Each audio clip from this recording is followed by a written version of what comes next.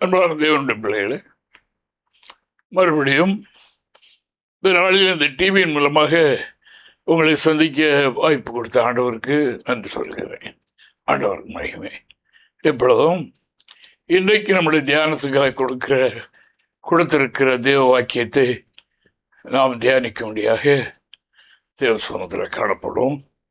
அதற்கு முன்னால் ஒரு ஜெபம் பண்ணுவோம். ஆண்டவரே, சோதரிக்கிறோம் கர்த்தாவை சோதிக்கிறோம். உடைய சத்திய வார்த்தை எடுத்துரைக்க வந்திருக்கின்றோம்.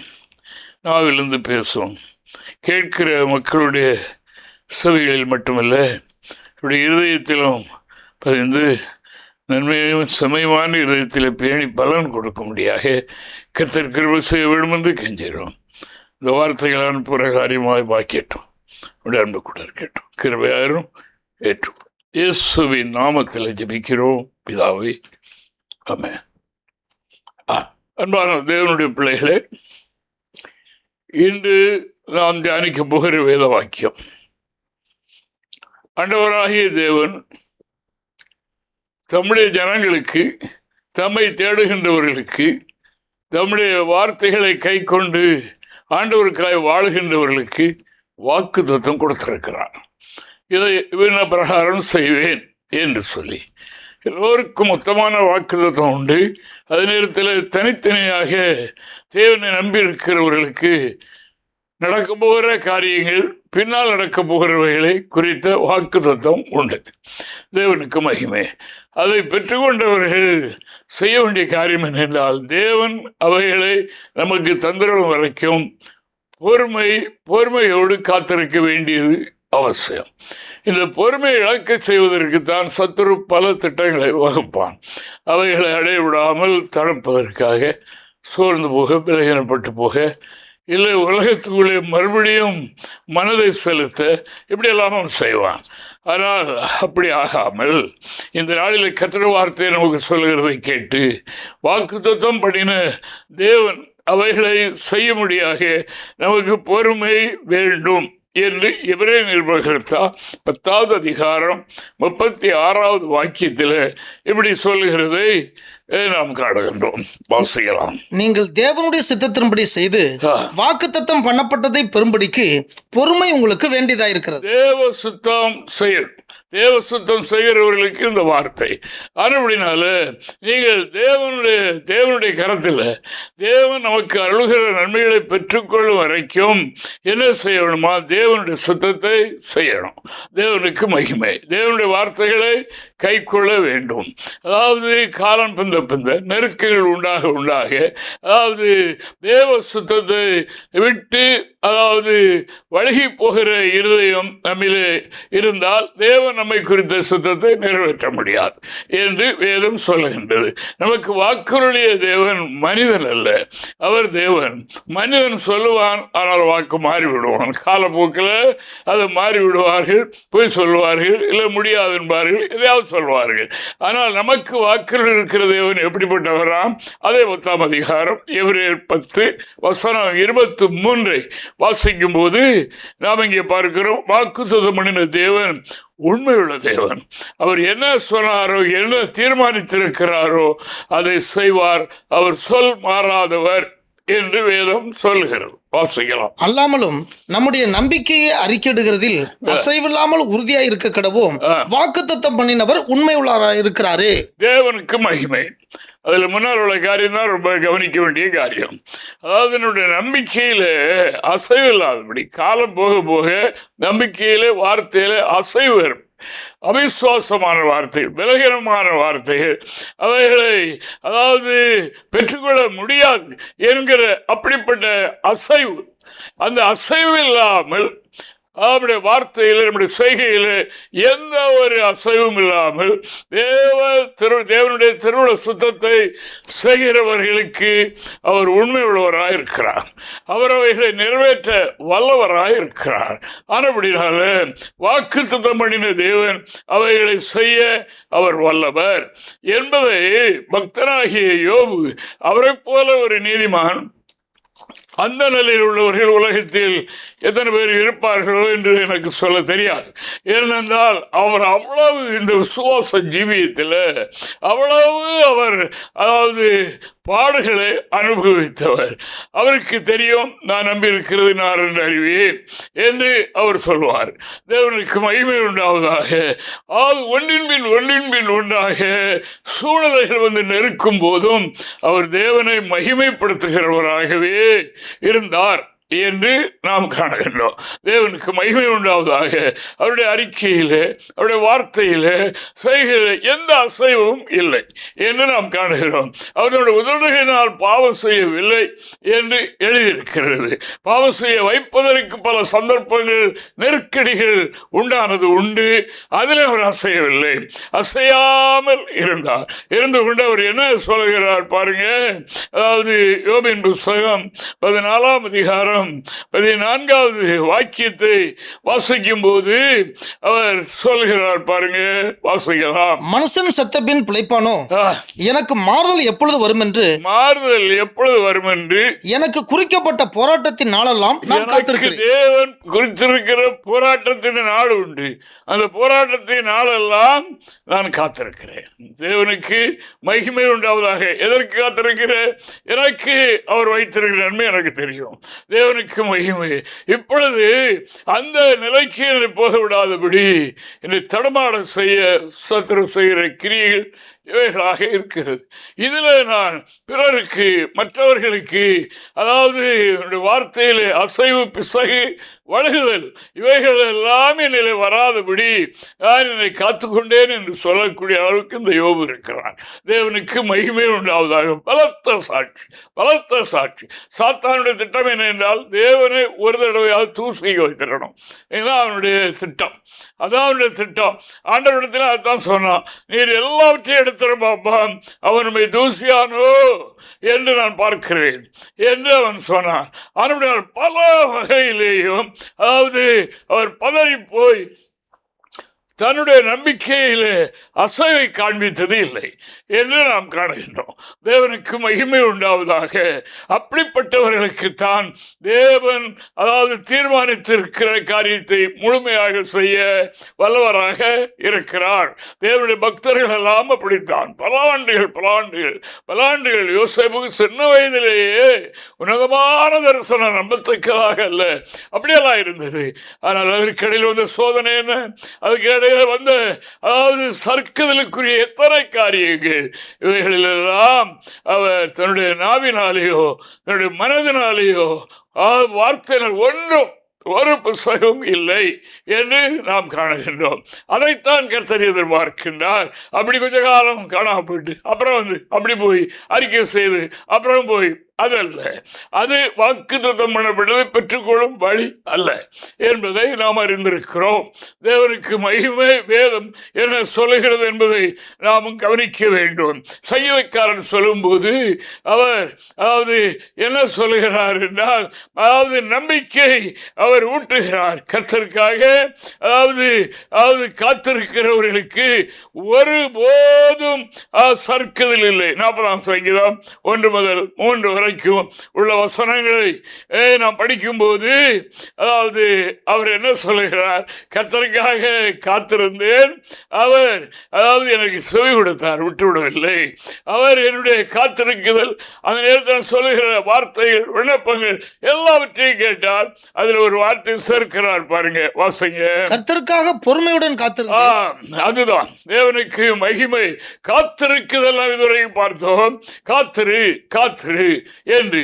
ஆனால் காலம் பிந்த பொறுமை இழக்க வைப்பான், பதற்றத்தை உண்டாக்குவான்.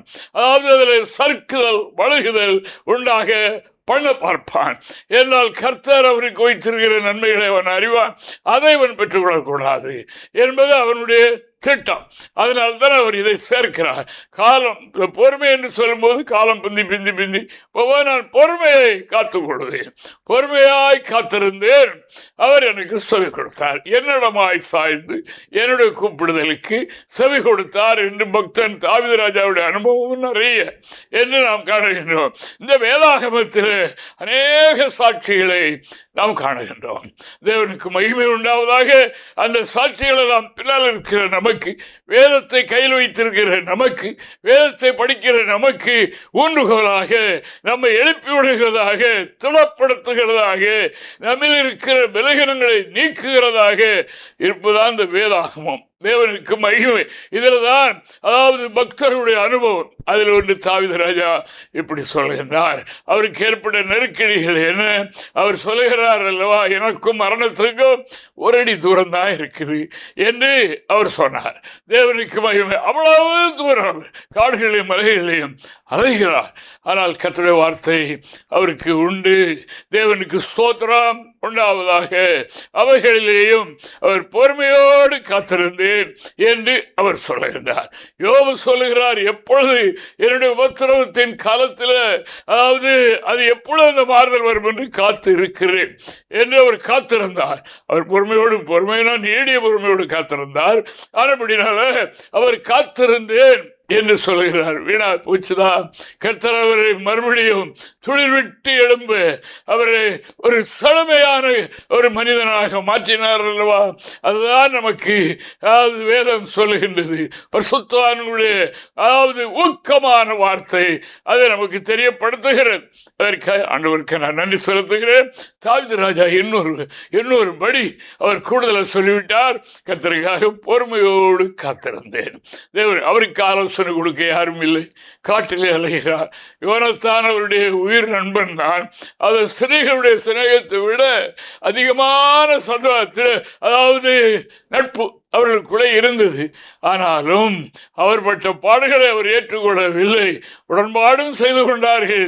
நீ நிச்சயமா ராஜாவாவீர் என்று சொல்லிக்கிட்டு அவர் சொல்லுகிற காரியம், நீ ராஜாவாவீர், நான் அடுத்த ஸ்தானத்தில் இருப்பேன் என்று சொல்லிவிட்டு அவர் அரண்மனைக்கு போனார், ஒரு காட்டுக்கு போனார். தேவனுக்கு மகிமை. இதில் தான் அது காட்டுகிறது. ஆனப்படினால் அருமையான தேவனுடைய பிள்ளைகளை அப்படி ஒரு தனித்த நிலையில் இரவும் பகலும் அதாவது உயிரை கையில் வைத்து கொண்டு அலைகிற அவர் இன்று நமக்கு சொல்லுகிற காரியம் என்ன என்றால், உங்களுடைய வாழ்க்கையில் பொறுமை என்றால் என்னெல்லாம் ஏற்படும், அதில் பொறுமையோடு காத்திருந்தேன். அவர் என்னிடமாக சாய்ந்து என் கூப்பிடுதலை கேட்டார். தேவனுக்கு மகிமை. கர்த்தருக்காக காத்திருக்கிறவர்களுக்கு என்ன வைத்திருக்கிறார் என்று இதுவரைக்கும் ஒருவரும் அறியவில்லையாம். தேவனுக்கு மகிமை உண்டாவதாக. கண்ணும் பார்க்கல, காதும் கேட்கல, மனதிலே உணர்ந்து கொள்ளல. அவ்வளவு பெரிய ஆசீர்வாதத்தை கர்த்தருக்காக காத்திருக்கிற மனிதர்களுக்கு அவர் வைத்திருக்கிறார் என்று தீர்க்கன் ஏசாயா சொல்லுகிறது. ஏசாயா 64ஆம் அதிகாரம் 4வது வசனத்தில் அவர் சொல்லுகிற வார்த்தையை நாம் கவனிப்போம். தேவனே, உமக்கு காத்திருக்கிறவர்களுக்கு நீர் செய்பவைகளை நீரே அல்லாமல் உலக தோற்றம் முதற்கொண்டு ஒருவரும் கேட்டதுமில்லை, செவியால் உணர்ந்ததும் இல்லை, அவைகளை கண்டதும் இல்லை. தேவனுக்கு மகிமை. உலக தோற்றம் முதல் இதுவரைக்கும் அதை காட்டலையா இருக்கும். அதுக்காக அந்த காத்திருப்பு, அதுக்காக அந்த நம்பிக்கை. அப்படி அல்ல, கடவுளை நம்பணும். அதாவது வாக்கு தத்தம் பண்ணி இருக்கிற தேவன் உண்மை உள்ளவர். அவர் உண்மை உள்ளவர் என்று போலாது இறைவனை அறியக்கூடிய அறிவு ஒரு மனிதனுக்கு இல்லாவிட்டால் இதை தாரேன்னு சொல்லி அதற்காகவே ஆண்டவரை நம்பி இருக்கிற நம்பிக்கை அது ரொம்ப ஒரு குறைந்த நம்பிக்கை. அதில் குறைபட்டவுடனே அது சறுக்குதலாயிரும். இப்படித்தான் கிறிஸ்தவ மண்டலங்கள் நடந்து கொண்டு இருக்கிறது. தேவனுக்கு மகிமை. நமக்கு அதாவது சொன்ன வாக்கு தத்தம் பண்ணுகிற கர்த்தர் அவர் உண்மை உள்ளவர், அவர் வாக்கு மாறாதவர். அந்த இறைவன் மேல் உள்ள அறிவு நம்பிக்கை நமக்கு ஆழமாய் இருக்கணும் என்று இறைவாக்கு சொல்லுகிறதற்காக ஆண்டவருக்கு ஸ்தோத்திரம். அதுதான் பக்தர்கள் சொல்லால் கொண்டு போட்டாலும் கிறிஸ்துவனுடைய இவைகளெல்லாம் வந்துட்டால் கிறிஸ்துவனுடைய அன்பை விட்டு என்னை பிரிப்பவன் யார் என்னெல்லாம் சொல்கிறார்கள் அல்லவா? அவர்கள் இறைவனை பற்றி அறிந்தவர்கள். அப்போஸ்தலனாகிய பரிசுத்த பவுலுடைய முயற்சியெல்லாம் என்ன என்றால், அதாவது கர்த்தராகிய இயேசு கிறிஸ்துவனுடைய உயிர்த்தெழுந்த வல்லமை, அவருடைய அதாவது கிருபை வல்லமை, அதாவது நான் அறிய வேண்டும். அதற்காக அவர் இரவும் பகலும் அதாவது இதனுடைய ஆன்மீகத்தை படித்தறிகிற அறிவு, அது ஒரு அறிவு. ஆனால் வேதம் சொல்லுகிறது ருசித்து பாருங்கள். தேவனை ருசித்து பார்க்கிற ஒரு அறிவு இருக்கிறது அல்லவா? அந்த அறிவு தான் மேலான அறிவு. ஆனபடினால அவர் அந்த அறிவை பெற்றவர். தேவனுக்கு ஸ்தோத்திரம் உண்டாவதாக. ஆனபடினால அவர் அதை பெற்று கொண்டார். அவருக்கு ஏராளமான போராட்டம் இருந்தது. அவர் ஒரு பெரிய அறிவாளி தான், ஆனாலும் பக்தன் தான். அவர் அறிந்து கொண்ட நியாயப்பிரமாண வேதத்தை கரைத்து குடித்த ஆளுதான். தேவனுக்கு மகிமை. ஆனாலும் அவர் தேவனால் தொடப்பட்ட போது, தேவனை பற்றிய அறிவு தேவன் தொட்ட போது அவருக்கு உண்டாயிற்று. அது வரைக்கும் அவர் பெரிய பட்டதார். சில கமாலியில் பாத்திர பெரிய படிப்பு, பெரிய பணக்காரர், பெரிய. ஆனால் என்ன விடுதலை இல்லை, வாழ்க்கையில் விடுதலை இல்லை, பாவத்தில் விடுதலை இல்லை. போராடினார். அதற்காகவே போராடினார். இறைவனை பற்றி கொண்டார். இறைவனை அறியக்கூடிய அறிவில் தோல்வி அடையவில்லை. அவர் விடாப்பிடியாக செய்து அவர் கிறிஸ்துவின் சாயலை அடைந்தார் என்று நாம் பார்க்கிறோம். கடைசி நேரத்தில் கிறிஸ்துவின் அச்ச அடையாளத்தை ஒன்றும் குறைவில்லால் மேலிருந்து கீழே வரைக்கும் அந்த அடையாளத்தை தரித்திருக்கிறேன். இதை அடைவதுதான் இன்று ரொம்ப முக்கியம். இருக்கட்டும், தேவனுக்கு மகிமை. ஆனபடினாலே கர்த்தருக்காய் தேவனே உமக்காய் காத்திருக்கிறவர்களுக்கு நீர் உண்டு பண்ணியவைகளை, நீர் வைத்திருக்கிறவைகளை உலக தோற்றம் முதற்கொண்டு இதுவரைக்கும் ஒரு காணவில்லை, கேட்கவில்லை, மனதார உணரவில்லை. அப்படி ஒரு மறைவான ஒரு பெரிய ஆசீர்வாதம் காத்திருக்கிறவர்களுக்கு, பொறுமையோடு காத்திருக்கிறவர்களுக்கு அதாவது அதை கொடுப்போம் என்று கர்த்தர் சொல்லி ஒவ்வொரு நாள் நம்மை பார்க்கிறார். தேவனுக்கு மகிமை. அதாவது மற்றவர்களுடைய பார்வையில் அல்ல, நமக்கும் தேவனுக்குள்ள காரியங்கள் என்ன என்பதை அவர் தினமும் அறிவார். அதிலே நாம் ரொம்ப ஜாக்கிரதையாக இருக்க வேண்டும் என்று இறைவாக்கு சொல்லுகிறபடியினால் ஆண்டவரை நான் துதிக்கிறேன். அல்லேலூயா. அப்படிப்பட்ட எண்ணிக்கைக்குரியவர்களை ஆண்டவர் தேடுகின்றார். அவருடைய கண்கள் இரவும் பகலும் பூமி எங்கு உலாவிக்கொண்டே இருக்கிறது. உத்தமர்கள் எங்கே இருக்கிறார்கள்? உண்மையுள்ளவர்கள் எங்கே இருக்கிறார்கள்? அதாவது என்னுடைய வார்த்தையை என்னை நம்புகிறவர்கள் எங்கே இருக்கிறார்கள்? வாழ்க்கையில் சோதனைகள், நெருக்கங்கள் இதுகளெல்லாம் வரும்போதும் சுய வழியை தேடிட்டார்களா? எப்படி இருக்கிறார்கள் என்றெல்லாம் அறிகிற தேவன் நமது தேவன். தேவனுக்கு மகிமை. அப்படினால்தான் அவருக்கு 7 அக்கினி கண்கள் என்று எழுதியிருக்கிறது. 7 7 மட்டுமல்ல, பூரணமான பார்வை உடையவர். அவருக்கு மறைவானது ஒன்றுமே கிடையாது. எல்லாம் அவருக்கு ஒப்பனாகத்தான் இருக்கிறது என்று சத்திய வேதம் சொல்கிறதற்காக ஆண்டவரை நான் சோதரிக்கிறேன். தேவனுக்கு மகிமை உண்டாவதாக. அருமையான கர்த்தருடைய பிள்ளைகளே, நாம் தேவ சமூகத்தில் காலம் பிந்த காத்திருக்க, அதாவது நம்முடைய ஆன்மீகத்தில், நம்முடைய சரீரத்தில், நம்முடைய வாழ்க்கையில், விசுவாச ஜீவியத்தில் என்ன உண்டாகுமா? ஏசாயா தீர்க்கதரிசன புஸ்தகம் 40ஆம் அதிகாரம் 30, 31 வசனங்களை நாம் படிக்கும்போது இங்கே நான் கர்த்தருடைய வார்த்தையை இப்படி பார்க்கிறோம். வாசிக்கலாம். இளைஞர் இலைப்படைந்து சோர்ந்து போவார்கள், வாலிபரும் இடறி விழுவார்கள். கர்த்தருக்கு காத்திருக்கிறவர்களோ புதுபலன் அடைந்து கழுகளைப் போல சட்டைகளை அடித்து எழும்புவார்கள். அவர்கள் ஓடினாலும் இலைப்படையார்கள், நடந்தாலும் சோர்ந்து போகார்கள்.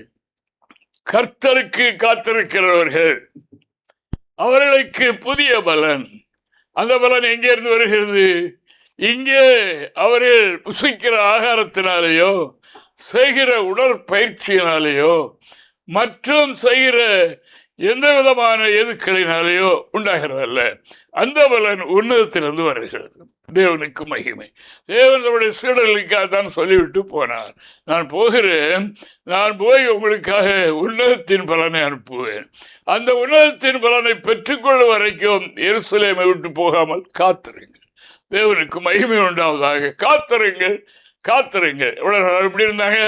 பொறுமையோடு காத்திருந்தாங்க. தேவனுக்கு மகிமை உண்டாவதாக. முதல் அந்த உன்னத பலன் இறங்கிய அந்த நாளில், அதாவது அந்த நாளை குறித்து ஆண்டவர் கொடுத்த வார்த்தை, அதாவது இவ்விதமாக செய்வன் காத்தன். ஆனால் நாள் எத்தனை நாள் எவ்வளவு ஒன்றும் சொல்லலை. ஆனால் அவர்களுடைய வேலை வருகிறது வரைக்கும் காத்து தான் இருக்க வேண்டும், பொறுமையோடு காத்திருக்க வேண்டும். 10 நாள் காத்திருந்தார்களே, தேவனுக்கு மகிமை உண்டாவதாக. காத்திருந்த அன்றைக்கு அந்த உன்னத பலன் இறங்கி ஏரியாவை அசைந்து தேவனுக்கு மகிமை. அதாவது அறிவற்றவர்கள், கல்வி அறிவில்லாதவர்கள் என்று சொல்லப்படுகிற எல்லா மக்களும் சீடர்களும் தேவனுடைய மகத்துவங்களை நாவினால் பேசினார்களே. அன்றைய தினத்தில் என்ன செய்ய பாருங்க, இயேசுவை சிலுவையில் அறிவதற்கு காரணமாக இருந்த யூதர்களில் 3000 பேர் அன்றைக்கே தொடப்பட்டார்களே. இந்த நாளில் கர்த்தராகிய தேவன் காத்திருக்கிறவர்களை தேடுகிறார். உண்மையுள்ளவர்களை அவருடைய கண்கள் இரவும் பகலும் பூமி எங்கு சுற்றி பார்த்து கொண்டே இருக்கிறது.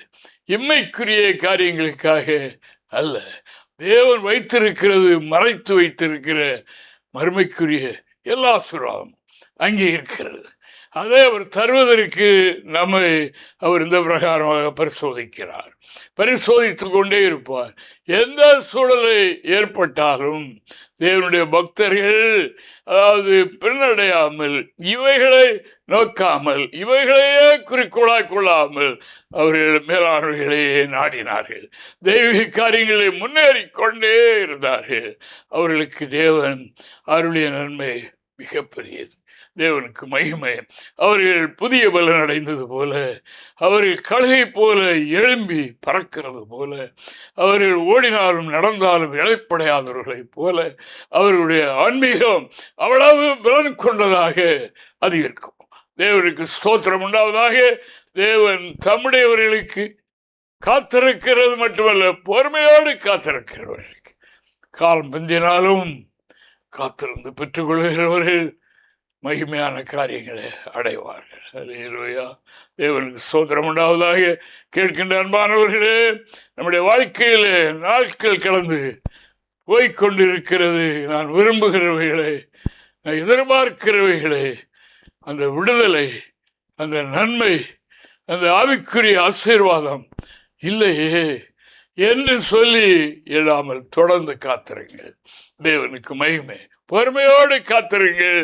கர்த்தர் அவைகளை நிச்சயமாக அருள்வார். தேவனுக்கு ஸ்தோத்திரம் உண்டாவதாக. இதே யோபு மறுபடியும் சொல்லுகிறார் பாருங்க. 19ஆம் அதிகாரம் 25 முதல் 27 வரைக்கும் உள்ள வசனங்களை நாம் பார்க்கும்போது இப்படி சொல்லுகிறார். வாசிக்கலாம். என் மீட்பர் உயிரோடு இருக்கிறார். என் மீட்பர் உயிரோடு, நான் நம்பி இருக்கிறவர், என்னோடு பேசுவர், எனக்கு சொன்னவர், சொல்லுகிறவர், அந்த வேதத்தை எழுதி தந்தவர் உயிருள்ளவர். அவர் கடைசி நாளில் பூமியில் நிற்பார் என்றும் நான் அவர் கடைசி நாட்களில் பூமியின் மேல் நிற்பார் என்றும் அறிந்திருக்கிறேன். இந்த என் தோல் முதலானவைகள் அழிந்து போன பின்பு நான் என் மாம்சத்தில் இருந்து தேவனை பார்ப்பேன். அவரை நானே பார்ப்பேன், அந்நிய கண்கள் அல்ல, என் கண்களே அவரை காணும். இந்த வாஞ்சையினால் என் உள்ளிந்திரியங்கள் எனக்குள் சோர்ந்து போகிறது. அவர் என்ன சொல்லுகிறார் என்றால், அதாவது ஆண்டவர் பூமியின் மேல் என் மீட்பர் உயிரோடு இருக்கிறார், அவர் ஒரு நாள் பூமியின் மேலே நிற்பார். தேவனுக்கு மகிமை உண்டாவதாக. நான் அவரை ஒரு நாள் பார்ப்பேன், இந்த மாம்ச கண்ணாலே பார்ப்பேன். கண்ணை மூடி பார்க்கிற வெளிப்படுதல் தரிசனம் மட்டுமல்ல, அது என்னுடைய மாம்சீக கண்ணாலேயே அவரை நான் பார்ப்பேன் என்று சொன்னார். தேவனுக்கு மகிமை. கர்த்தர் அப்படி செய்தார். அப்படினால் இன்னும் கர்த்தரை நம்பி இருக்கின்ற அருமையான தேவனுடைய பிள்ளைகளே, இந்த சத்தத்தை நீங்கள் பலரிடத்திலிருந்து கேட்டுக்கொண்டு இருக்கிறீர்கள் என்பதை நாம் அறிவோம்.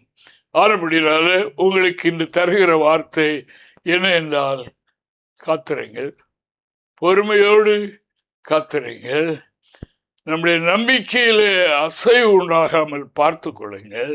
தேவனுக்கு மகிமை. அசைவு என்றால் அவிசுவாசம், விலகினப்பட்டுட்டு அப்படின்னாலாம் பிரதர் இப்படிதான் இருக்கு அப்படி என்ன அல்ல.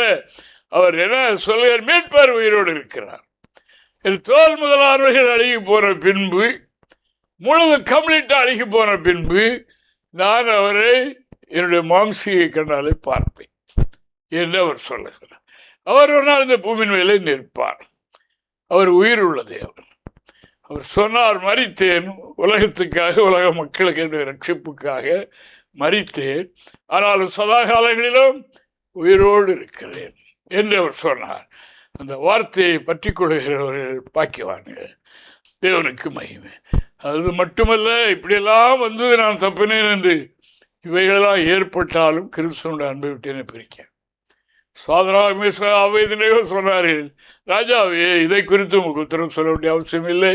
நாங்கள் ஆராதிக்கிற கர்த்தர் எங்களை விடுவிப்பார், விடுவிக்காமற் போனாலும் இதுதான் பெரிய சாட்சி. தேவனுக்கு மகிமை. விடுவிப்பார், ஆசீர்வதிப்பார், உயர்த்துவார், இதெல்லாம் தருவார்.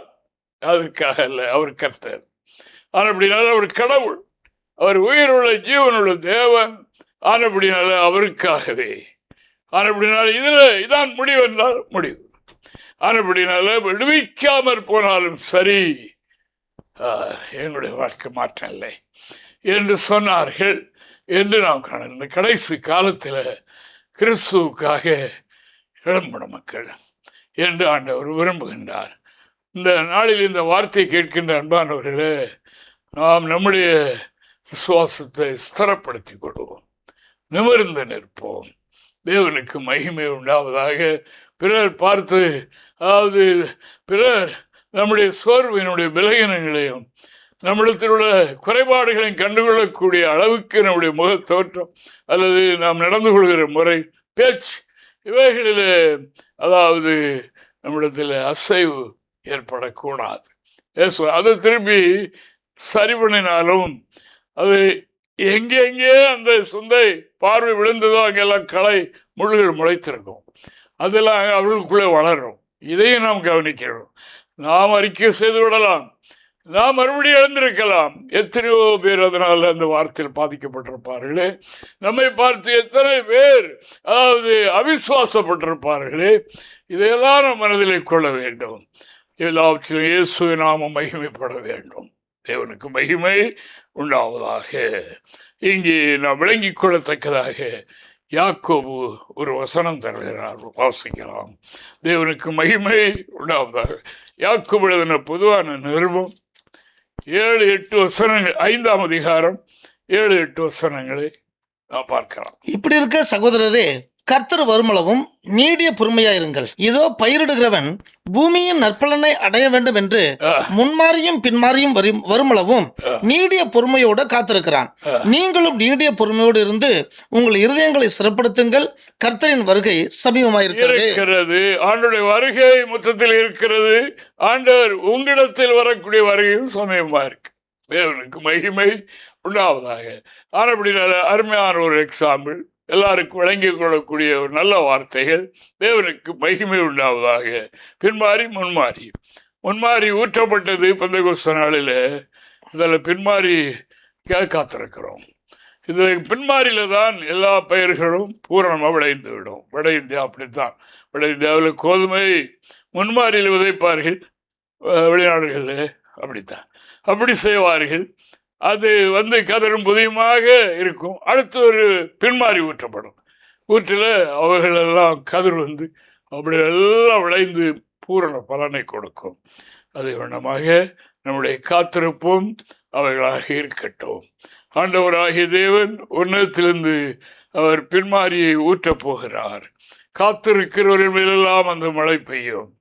மழை பெய்து அவர்களிலே இதுவரைக்கும் வளர்ந்து கொண்டிருக்கிறவைகள் இன்னும் வளரவும், இன்னும் பூரணப்படவும் கர்த்தர் கிரியை செய்யும் காலங்கள் சமயமா இருக்கிறது. நாம் அவைகளுக்கு ஆயத்தப்படுவோம். இந்த வார்த்தையை கர்த்தர் நமக்கு ஆசீர்வதிப்பாராக. ஆமென். ஜெபிப்போம். அன்பின் தேவனே, உமக்கு ஸ்தோத்திரம். அருமையான தேவனே, உமக்கு நன்றி. கர்த்தாவே, சுதிக்கிற நீர் கொடுத்த வார்த்தையை சொன்னோம். அது தேவ வாக்காக மக்களுடைய உள்ளங்களை துணி கேட்டோம். அநேகருக்கு இந்த வார்த்தை தேவைப்படுகிறதாக இருக்கிறதை உணர்கின்றோம். கர்த்தாவே, காத்திருக்கட்டும், பொறுமையோடு காத்திருக்கட்டும் சுவாமி. கர்த்தாவே, இந்த நாள் தேவனே உலகத்தில் உள்ள இக்கட்டும் மாறு வரைக்கும் பொறுமையோடு காத்திருக்கட்டும். நீடிய பொறுமையோடு காத்திருந்து பூரண பலனை பெற்றுக்கொள்ள ஆயத்தப்படுத்தும். உடைய நாம் மிகப்படட்டும். பிதாவே, ஸ்தோத்திரம். கிருபையை அருமையிட்டும். இயேசுவின் நாமத்தில் ஜெபிக்கிறோம் பிதாவே. ஆமென். ஆமென். ஆமென். பிரைஸ்.